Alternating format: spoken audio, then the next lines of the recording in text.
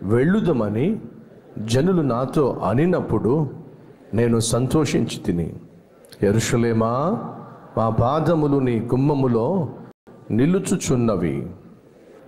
ఇశ్రాయేలీయులకు నియమింపబడిన శాసనము బట్టి యెహోవా నామమునకు కృతజ్ఞతాస్తుతులు చెల్లించుటకై వారి గోత్రములు, యెహోవా గోత్రములు అక్కడికి ఎక్కి వెళ్ళును. 16వ కీర్తన 11వ వచనము. జీవ మార్గమును నీవు నాకు తెలియజేసేదవు, నీ సన్నిధిని సంపూర్ణ సంతోషములు కలదు, నీ కుడి చేతిలో నిత్యము సుఖములు కలవు. ఆత్మఫలములు ఫలించాలి అని దేవుడు కోరుతున్నాడు. ఆత్మఫలములో మొదటిది ప్రేమ, రెండవది సంతోషము. 9 శ్రేష్టమైన లక్షణాలు ఈ ఆత్మ ఫలములో ఉన్నాయి. రెండవది మనం ధ్యానిస్తున్నాం, సంతోషం.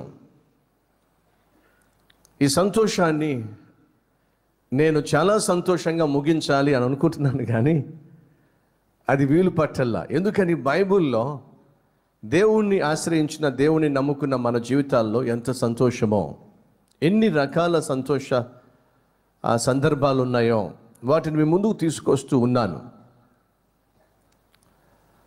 ఈరోజు మరికొన్ని విషయాలు మీతో పంచుకోవాలి అని ఆశిస్తున్నాను. దేవుని సన్నిధికి వెళితే అది సంతోషాన్ని ఇస్తుంది. అదే విషయాన్ని భక్తుడైన దావీదు ఈ విధంగా అన్నాడు, యెహోవా మందిరానికి వెళ్ళుదము అని జనులు నాతో అనినప్పుడు నేను సంతోషించాను. మీలో కొంతమంది ఉన్నారేమో, మా ఫ్రెండ్స్ సినిమాకి వెళ్దామంటే ఎగిరి గంతులేశాను. ఉన్నారా అలాంటి వాళ్ళు? ఒరే, ఈరోజు నేను పార్టీ ఇస్తున్నాను రా. ఏ పార్టీ? మందు పార్టీరా అని అంటే ఒకప్పుడు గంతులు వేశారేమో. ఈ నైట్ మనం క్లబ్కి వెళ్దాంరా అని అంటే ఒకప్పుడు గంతులు వేశారేమో.